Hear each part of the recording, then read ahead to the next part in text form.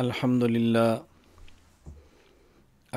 لله نحمده ونستعينه ونستغفره ونؤمن به ونتوكل عليه ونعوذ بالله من شرور أنفسنا ومن سيئات أعمالنا من يهده الله فلا مضل له ومن يضلل فلا هادي له ونشهد أن لا إله إلا الله وحده لا شريك له ونشهد أن سيدنا ومولانا محمدا عبده ورسوله أما بعد فأعوذ بالله من الشيطان الرجيم بسم الله الرحمن الرحيم والذين يبيتون لربهم سجدا وقياما يا رب صل وسلم دائما أبدا على حبيبك خير الخلق كلهم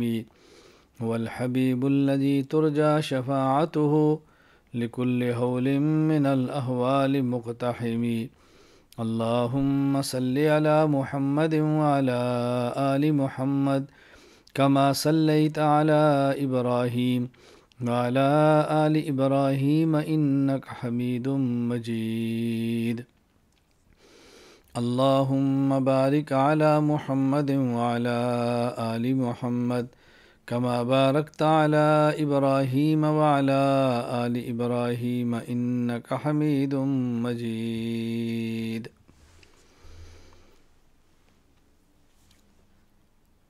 اللہ تعالیٰ کا کرم ہے، اللہ تعالیٰ نے ایمان کی نعمت بخشی ہے، اللہ اس کی قدر کرنے کی توفیق عطا فرمائے۔ ہمارا عنوان تھا عباد الرحمن، اللہ کے بندے۔ اللہ کے بندوں کی صفات بیان کی جا رہی ہیں قرآن کریم سے۔ آج بھی قرآن کریم سورۃ الفرقان آیت نمبر 64 میں نے تلاوت کی ہے۔ ان صفات کو بیان کرنے کا مقصد یہ ہے کہ ہم اپنے اندر یہ صفات پیدا کریں، اپنے آپ کو عباد الرحمن بنانے کی کوشش کریں، اپنے آپ کو اللہ کا بندہ ثابت کرنے کی کوشش کریں۔ اس آیت کریمہ میں اللہ تعالیٰ نے عباد الرحمن کی تیسری صفت بیان فرمائی ہے۔ عباد الرحمن کون ہیں؟ الذین یبیتون لربہم سجدا وقیاما، جو اپنے اللہ کو راضی کرنے کے لیے رات کو سجدے کرتے ہیں، اپنے اللہ کو راضی کرنے کے لیے رات کو قیام کرتے ہیں، اپنی راتیں قیام اور سجود میں گزارتے ہیں، اپنی راتیں اللہ کے سامنے گڑ گڑاتے ہوئے گزارتے ہیں۔ اللہ اکبر، اپنے اللہ کو راضی کرنے کی کوشش کرتے ہیں۔ قرآن کریم میں تہجد کی ترغیب دی گئی ہے، احادیث مبارکہ میں تہجد کی ترغیب دی گئی ہے۔ اللہ تعالیٰ نے اپنے پیغمبر کو خطاب کر کے فرمایا وَمِنَ اللَّيْلِ فَتَحَجَّدْ بِهِ نَافِلَةً لَكَ۔ اللہ اکبر، اے پیغمبر آپ تہجد پڑھیں۔ قرآن کریم کے اندر ہے إِنَّ نَاشِئَةَ اللَّيْلِ أَشَدُّ وَطْئًا وَأَقْوَمُ قِيلًا، رات کا اٹھنا یہ انسان کے نفس کو رون دیتا ہے، انسان کے نفس کی اصلاح کرتا ہے، آدمی کی گفتگو ٹھیک نکلتی ہے۔ جو لوگ رات کو اٹھتے ہیں، تہجد پڑھتے ہیں، ان کے چہرے اور پیشانیوں پہ واضح نور محسوس ہوتا ہے، ان کی گفتگو بدل جاتی ہے۔ ہاں یہ شرط ہے کہ رات کو اٹھیں اللہ کے لیے، اللہ سے باتیں کریں، اخلاص سے اللہ سے مانگیں۔ رات کے آخری پہر میں بطور خاص اللہ کی خاص رحمتیں نازل ہوتی ہیں، اللہ کی طرف سے اعلانات ہوتے ہیں، حل من مستغفر اغفر لہ، کوئی ہے مجھ سے اپنے گناہوں کی معافی مانگنے والا کہ میں اس کو معاف کر دوں۔ اللہ اکبر، حل من مسترزق، ہے کوئی ہم سے رزق مانگنے والا کہ ہم اس کو رزق دے دیں۔ آپ بتائیں کتنی سعادت مندی ہے کہ جب اللہ کی طرف سے اعلان ہو رہا ہو اور اللہ کا بندہ یہ کہے لبیک لبیک لبیک، جی اللہ میں رزق مانگنے والا ہوں، مجھے عطا فرما دیجیے، میں گناہوں کی معافی مانگتا ہوں، مجھے معاف فرما دیجیے۔ کس قدر سعادت مند ہے۔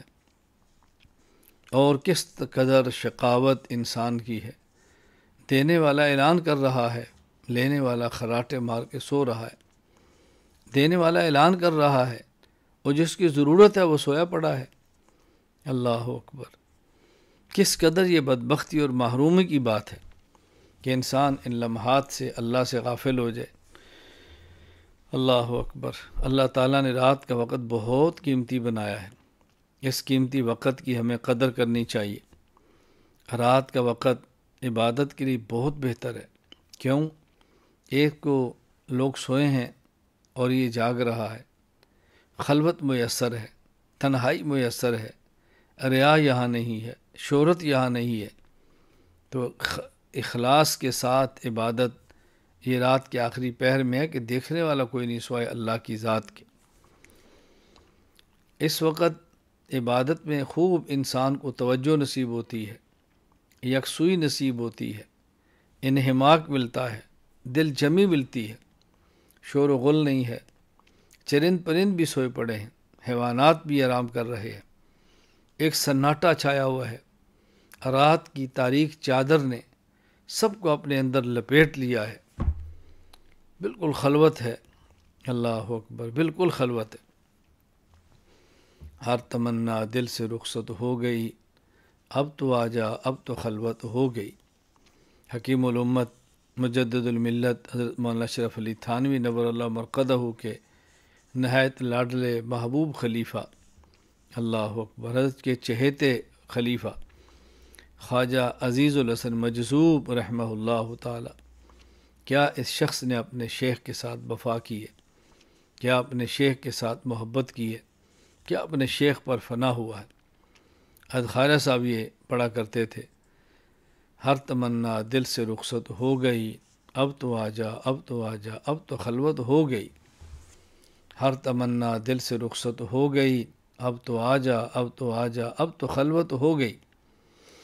عجیب!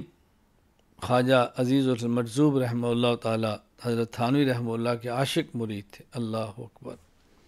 اللہ نے بہت محبت عطا فرمائی تھی، اور یہ بالکل بات ذہن نشین فرما لیں کہ جب تک انسان اپنے شیخ پر فدا نہ ہو، جب تک اپنے شیخ پر فدا نہ ہو، شیخ کا عقیدت مند نہ ہو، قلب و جان سے شیخ کے ساتھ عقیدت نہ ہو، آدمی کو فیض نہیں ملتا۔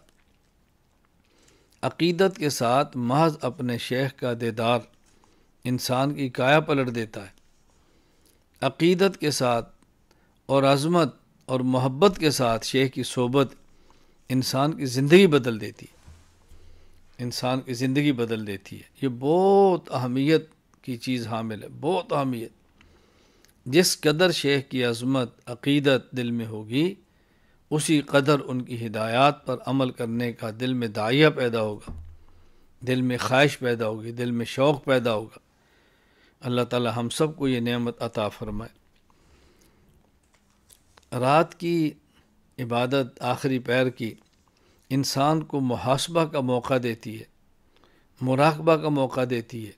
محاسبہ، اپنا حساب کرے، میں نے دن کو کتنی نیکیاں کی ہیں، میں نے کتنے گناہ کیے ہیں، اگلا دن آنے والا ہے، میں نے کون کون سے کام کرنے ہیں، اللہ کو کیسے راضی کرنا ہے۔ انسان اپنے نفس کا محاسبہ کرتا ہے اور پھر انسان مراقبہ کرتا ہے۔ مراقبہ، اللہ اکبر! آدمی سوچتا ہے میں نے دنیا چھوڑ دینی ہے، خلوت والی قبر میں چلا جانا ہے، ظلمت اندھیرے والی قبر میں چلا جانا ہے، کیڑوں کے گھر قبر میں چلا جانا ہے، اور وہاں اس خلوت سے، ظلمت سے، کیڑوں سے وہی بچے گا جس نے اپنا تعلق اللہ سے پختہ کیا ہے، اللہ سے مضبوط کیا ہے۔ آج کی راتیں اللہ کے لیے بیداری میں اختیار کر لو، قبر کی راتیں انشاءاللہ راحت کی بن جائیں گی، قبر کی راتیں آرام کی بن جائیں گی، قبر کی راتیں آرام کی بن جائیں گی۔ اللہ اکبر! اللہ تعالیٰ نے کس طرح انسان کو ترغیب دی ہے، کس طرح انسان کو سمجھایا ہے۔ تو عباد الرحمن کی تیسری صفت اللہ پاک نے بیان فرمائی ہے، والذین یبیتون ربہم سجدا وقیاما۔ دیکھیں، انسان جو عبادت کرتا ہے، ان عبادات میں سب سے اہم عبادت وہ انسان کی نماز ہے، اور نماز میں سب سے اہم وہ سجدہ ہے، اس لیے یہاں پر سجدے کا ذکر فرمایا، سجدم و قیام۔ سجدہ انتہائی تذلل، خشوع، عاجزی اور تواضع کا نام ہے۔ جب انسان اپنی پیشانی زمین پر رکھ دے، انسان اپنی ناک زمین پر رکھ دے، اس سے زیادہ عاجزی کیا ہو سکتی ہے؟ عاجزی کا نام سجدہ ہے، اور تواضع کا نام سجدہ ہے۔ اللہ کے سامنے انتہائی آخری درجے کے جھک جانے کا نام سجدہ ہے۔ اللہ تعالیٰ کو بہت محبوب ہیں اللہ کے سامنے سجدہ ریز ہونے والے، اللہ کے سامنے گڑ گڑانے والے، سجدوں میں روئیں، اللہ سے مانگیں۔ اللہ اکبر۔ فرض نمازیں ہیں تو تسبیحات پر اکتفا کریں، نوافل نمازیں ہیں، اللہ اکبر، اللہ اکبر، اللہ سے خوب مانگیں۔ ویسے بھی نماز کے بغیر بھی آدمی سجدہ کر کے اللہ سے مانگ سکتا ہے، لیکن یہاں تہجد کی بات ہو رہی ہے۔ قرآن کریم کہتا ہے واسجد، سجدہ کرو۔ فائدہ کیا ہوگا؟ اقترب، تمہیں اللہ کا قرب ملے گا، اللہ کا قرب ملے گا۔ جتنا انسان خود کو مٹاتا چلا جاتا ہے، اتنا ہی انسان اللہ کے ہاں قیمتی بنتا جاتا ہے۔ جو جتنا مٹائے گا اتنا قیمتی ہوگا، اور جو جتنا اکڑے گا اتنا اللہ کے دربار سے محروم ہوگا۔ اللہ اکبر۔ اصل تو آخری درجے کی عبادت سجدہ ہے، اور قیام پہلے ہے، پھر سجدہ بعد میں۔ اچھا، عجیب بات یہ، جب ہم نماز پڑھتے ہیں تو سب سے پہلے قیام ہے، پھر رکوع ہے، پھر قومہ ہے، پھر سجدہ ہے، لیکن یہاں قرآن کریم نے سجدہ کو ذکر پہلے کی ہے۔ والذین یبیتون لربہم سجدا وقیاما، حالانکہ سجدہ بعد میں ہے لیکن ذکر پہلے کی ہے۔ قیام پہلے ہے، اس کا ذکر بعد میں کیا ہے۔ اس کی وجہ کیا ہے؟ یہ بتانا مقصود ہے کہ قیام سے مقصود بھی سجدہ ہے۔ اس قیام سے آپ نے سجدے تک پہنچنا ہے، اس کھڑے ہونے سے آپ نے عاجزی اختیار کرنی ہے، تواضع اختیار کرنی ہے۔ قیام میں بھی آپ نے تواضع، کیوں؟ آپ نے سجدے میں جانا ہے، منزل بتائی ہے تاکہ آدمی کا قیام بھی ٹھیک ہو جائے۔ اس لیے جس کے ذہن میں سجدہ نماز کی منزل ہوگی، وہ قیام بھی درست کرے گا، عاجزی سے کھڑا ہوگا، ہاتھ باندھ کے کھڑا ہوگا، تواضع سے کھڑا ہوگا، اور یوں ہوگا کہ جس طرح کوئی بہت بڑا مجرم کسی بہت بڑی عدالت میں آتا ہے، جو اس کی کیفیت ہوتی ہے نا، یہ کیفیت انسان کی ہوگی۔ اور مجرم بھی کون سا ہے؟ اقراری مجرم، جس نے اپنے جرم کا اعتراف کیا ہو۔ ہم بھی جب جاتے ہیں نماز میں تو اپنے جرائم کا اعتراف کرتے ہیں، اللہ سے اقرار کرتے ہیں، اللہ سے اقبال جرم کرتے ہیں، اور پھر کھڑے ہوتے ہیں اور اللہ کی معافی کے طالبگار بن کے کھڑے ہوتے ہیں۔ دنیا کی عدالتوں سے اللہ کی عدالت کا انوکھا نظام ہے۔ دنیا کی عدالتوں میں اقبالی مجرم کو سزائیں دی جاتی ہیں، اور اللہ کے دربار میں اقبالی مجرم کو معافیاں دی جاتی ہیں۔ یہاں جو اپنے جرم کا اقبال کرتا ہے، اقرار کرتا ہے، اعتراف کرتا ہے، اللہ تعالیٰ اس سے خوش ہوتے ہیں اور اس کو معاف کرتے ہیں۔ اللہ کی عدالت کا انوکھا نظام ہے۔ یہ تو مالک کی عدالت ہے، کوئی جج کی عدالت تو نہیں ہے۔ جج قانون کا پابند ہوتا ہے، مالک قانون کا پابند نہیں ہوتا۔ تو اللہ کی عدالت مالک کی عدالت ہے، اس لیے مقصود سجدہ ہے، اس کو پہلے ذکر کیا۔ قیام سجدے تک کا ذریعہ ہے۔ جب سجدہ ذہن میں ہوگا تو قیام بھی ٹھیک ہوگا، سجدہ ذہن میں نہیں ہوگا تو قیام بھی آدمی کو کمزور ہوگا۔ قیام میں کھڑے ہیں، کبھی داڑھی کھجلا رہے ہیں، کبھی کان میں، کبھی ناک میں، کبھی آنکھوں میں، کبھی سر پہ، کبھی کپڑوں پہ۔ کیا سجدہ، کیا قیام ہے یہ؟ بس کھڑے ہو گئے تو کھڑے ہو گئے۔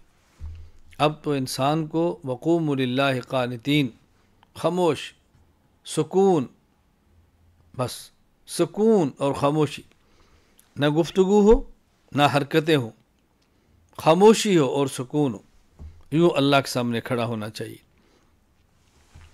نبی کریم صلی اللہ علیہ وسلم نے ارشاد فرمایا، اللہ اکبر، رسول اکرم صلی اللہ علیہ وسلم کے صحابی حضرت ابو امامہ رضی اللہ عنہ فرماتے ہیں، یہ روایت جامع ترمذی باب فی دعاء النبی صلی اللہ علیہ وسلم کے اندر موجود ہے۔ حضرت ابو امامہ فرماتے ہیں رضی اللہ عنہ کہ رسول اکرم صلی اللہ علیہ وسلم نے فرمایا علیکم بقیام اللیل، رات کو تہجد ضرور پڑھا کرو، رات کو تہجد پڑھا کرو۔ کیوں؟ فَإِنَّهُ دَابُ الصَّالِحِينَ، یہ جو پہلے تم سے نیک بندے گزرے ہیں ان کی بھی عادت ہے۔ فَإِنَّهُ دَابُ الصَّالِحِينَ قَبْلَكُمْ، جو تم سے پہلے صلحاء نیک گزرے ان کی بھی عادت ہے۔ اور آگے فرمائے وَقُرْبَةٌ إِلَىٰ رَبِّكُمْ، یہ تمہارے لیے اللہ کے قرب کا ذریعہ ہے۔ وَمَغْفِرَةٌ لِلسَّيِّئَاتِ، تمہاری گناہوں کا کفارہ ہے۔ وَمَنْہَاةٌ لِلْإِثْمِ، اور تمہیں گناہوں سے روکنے کا ذریعہ ہے۔ تو رسول اکرم صلی اللہ علیہ وسلم نے کیسی پیاری بات فرمائی۔ پہلے فرمایا علیکم بقیام اللیل، تہجد کا اہتمام کرو۔ پھر فَإِنَّهُ دَابُ الصَّالِحِينَ قَبْلَكُمْ، اگر نیک بننا ہے تو تہجد پڑھو، اگر تقوی چاہیے تو تہجد پڑھو، نیکی چاہیے تو تہجد پڑھو۔ کیوں؟ اس لیے کہ تم سے پہلے جو نیک تھے وہ اس کا بھی اہتمام کرتے تھے۔ مولا علی قاری رحمۃ اللہ علیہ منقات شرح مشکات میں فرماتے ہیں لیس من الکاملین الا من یقوم باللیل، آج تک وہ شخص قیام اللیل کے بغیر کامل نہیں ہوا۔ جس نے بھی کمال تک پہنچنا ہے قیام اللیل اس نے کرنا ہے، اس نے تہجد پڑھنے ہیں۔ پھر رسول اکرم صلی اللہ علیہ وسلم نے تہجد کے فوائد بیان فرمائے۔ اس حدیث میں یہ بظاہر تو 3 فائدے ہیں۔ وَقُرْبَةٌ إِلَىٰ رَبِّكُمْ، تمہارے اللہ کے قرب کا ذریعہ ہے، سبحان اللہ۔ وَمَغْفِرَةٌ لِلسَّيِّئَاتِ، گناہوں کا کفارہ ہے۔ وَمَنْہَاةٌ لِلْإِثْمِ، اور آئندہ گناہوں کو روکنے کا ذریعہ ہے۔ یہ 3 فوائد تو بظاہر نظر آ رہے ہیں نا۔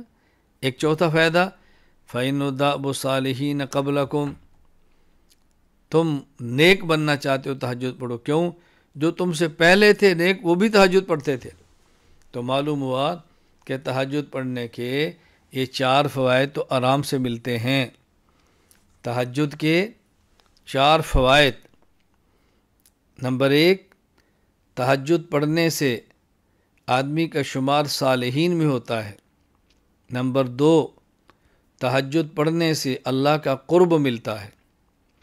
نمبر 3، تہجد پڑھنے سے گزشتہ گناہ معاف ہوتے ہیں۔ نمبر 4، تہجد پڑھنے سے آئندہ گناہوں سے حفاظت ہوتی ہے۔ 4 فوائد رسول اکرم صلی اللہ علیہ وسلم نے بتائے، اس کو ذہن نشین فرمائے۔ ایک حدیث جامع ترمذی باب ما جاء فی صفت غرف الجنہ کے اندر موجود ہے، جنت بالا خانوں کا ذکر ہے۔ حضرت علی رضی اللہ عنہ فرماتے ہیں رسول اکرم صلی اللہ علیہ وسلم فرمایا ان فی الجنت لغرفا، جنت میں بہت صاف اور شفاف اور ستھرے کمرے ہیں۔ کیسے؟ یرا ظہورها من بطونها وبطونها من ظہورها، اندر جاؤ تو باہر نظر آتا ہے، باہر جاؤ تو اندر نظر آتا ہے، ایسے صاف اور شفاف کمرے ہیں۔ فقام الیہ اعرابی، ایک اعرابی دیہاتی شخص کھڑے ہو کہ یا رسول اللہ لمن ھذہ، یہ غرف اور یہ کمرے اور بالا خانے کس کو ملیں گے؟ فرمایا لمن اطاب الکلام واطعم الطعام وادام الصیام وصلی للہ باللیل والناس نیام۔ اللہ اکبر، کس کو ملیں گے؟ نمبر 1، جو گفتگو نرم کرتا ہو، پیار سے کرتا ہو، محبت سے کرتا ہو، عمدہ اور میٹھا کلام کرتا ہو۔ نمبر 2، جو کھانا کھلاتا ہو، مساکین کو، یتاما کو، علماء کو، صلحاء کو، رشتہ داروں کو، دوستوں کو کھانا کھلاتا ہو۔ وادام الصیام، مسلسل روزے رکھتا ہو، مسلسل روزے رکھتا ہو۔ مسلسل روزوں میں یہ بھی شامل ہے، ہر ماہ 3 روزے رکھ لیں اللہ پورے مہینے کا اجر دیں گے، ہر ماہ 3 رکھنے سے پورے سال کا اجر ملے گا۔ رمضان کے روزے رکھ کے 6 شوال کے رکھ لیں، پورے سال کے روزے کا اجر ملے گا۔ وصلی للہ باللیل والناس نیام، اور رات کو جب لوگ سو رہے ہیں تو اٹھ کے تہجد پڑھے، ایسے آدمی کو اللہ تعالیٰ اپنے کرم سے اللہ تعالیٰ وہ بالخانے عطا فرمائیں گے۔ ایک حدیث سنن ابی داؤد باب قیام اللیل کے اندر ہے، حضرت ابو ہریرہ رضی اللہ تعالیٰ عنہ فرماتے ہیں کہ رسول اکرم صلی اللہ علیہ وسلم نے ارشاد فرمایا، رحم اللہ رجلا قام من اللیل فصلی وایقظ امرأتہ، اللہ تعالیٰ اس شخص پر رحم فرمائے، رحم فرماتے ہیں اس شخص پر جو رات کو تہجد کے لیے اٹھے، خود نماز پڑھے اور اپنی اہلیہ بیوی کو بھی اٹھائے۔ فَإِنْ أَبَتْ نَزَحَ فِي وَجْهِهَا الْمَاءَ، اگر بیوی اٹھنے سے انکار کرے تو محبت کے ساتھ اس کے چہرے پر پانی کے چھینٹے مارے، محبت اور پیار کے ساتھ، نفرت کے ساتھ نہیں، تاکہ وہ بھی اٹھے۔ رحم اللہ امرأۃ قامت من اللیل فصلت وایقظت، اللہ اس عورت پر بھی رحم فرماتے ہیں جو رات کو اٹھے تہجد پڑھے اور وایقظت زوجہا، اپنے شوہر کو اٹھائے۔ فإن ابا نزحت فی وجہہ الماء، اور جب وہ شوہر نہ اٹھے تو یہ اس کے چہرے پر محبت سے پانی کے چھینٹے پھینکے، محبت کے ساتھ، پیار کے ساتھ، لڑائی کے لیے نہیں۔ اگر شوہر کا مزاج اس ایسا نہ ہو تو پھر احتیاط کریں، بیوی کا مزاج ایسا نہ ہو تو احتیاط کریں، اپنے گھر کو ٹوٹنے سے بچائیں۔ تو رسول اکرم صلی اللہ علیہ وسلم کتنی پیاری ارشاد بات فرمائی۔ اصل یہی ہے کہ انسان اہتمام کرے، عشاء کی نماز پڑھ لے، 2 رکعت سنت پڑھ لے اور سو جائے، آخری پہر میں اٹھے، پھر تہجد پڑھے 8 رکعت اور اس کے بعد 3 رکعت وتر پڑھ لے۔ لیکن اگر کسی کے لیے یہ ترتیب مشکل ہو، ملک ایسا ہے کہ رات چھوٹی ہے یا دن بھر کام کرنا ہوتا ہے، مشقت بہت ہے، اور کوئی ایسی الجھن ہے جس وجہ سے رات کا قیام تہجد مشکل ہے، تو پھر دوسری صورت عشاء کی نماز پڑھیں اور عشاء کی نماز کے بعد اللہ تعالیٰ توفیق عطا فرمائیں، سنت پڑھ لیں، 2 رکعت پڑھ لیں، پھر وتر پڑھ لیں اور سو جائیں، اور پھر صبح فجر کی سنتیں پڑھیں اور فجر کی نماز جماعت خط پڑھیں، یعنی عشاء کی نماز بھی باجماعت پڑھیں اور فجر کی نماز بھی باجماعت پڑھیں۔ رسول اکرم صلی اللہ علیہ وسلم کے صحابی حضرت عبداللہ بن عباس رضی اللہ عنہما فرماتے ہیں، من صلی بعد العشاء الآخرہ رکعتین او اکثر فقد بات للہ ساجدا وقائما، جو شخص عشاء کی نماز کے بعد 2 رکعت یا اس سے زائد پڑھ لیتا ہے تو وہ اللہ کے لیے رات سے سجدے اور قیام کرنے والا ہے، یعنی گویا اس نے رات بھر اللہ کو راضی کی ہے، یعنی درمیان میں گناہ نہ کرے، درمیان میں گناہ نہ کرے۔ حضرت عثمان بن عفان رضی اللہ عنہ فرماتے ہیں، رسول اکرم صلی اللہ علیہ وسلم نے فرمایا، من صلی العشاء فی جماعت کان کقیام نصف لیلہ ومن صلی العشاء والفجر فی جماعت کان کقیام لیلہ۔